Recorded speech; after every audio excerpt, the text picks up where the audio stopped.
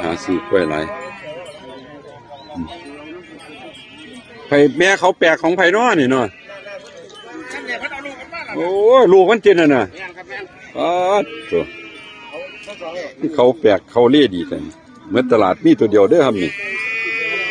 เขาปังสร้างดีให้เมียเขาคาราบาวนี่เมียเขาคาราบาวแม่เขาคาราบาวแม่เขาคาราบาวนี่เจ้าบาทเนาะครับนี่เจ้าบาทป้านี่ฮั่น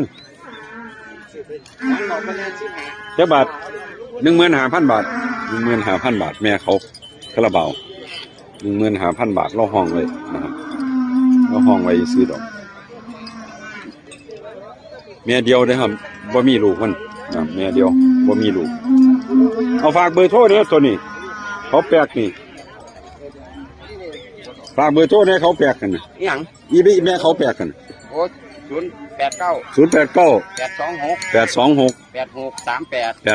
8638เอาผู้ใดสนใจก็โทรสอบถามต่อรองราคาเบิ่งนะครับ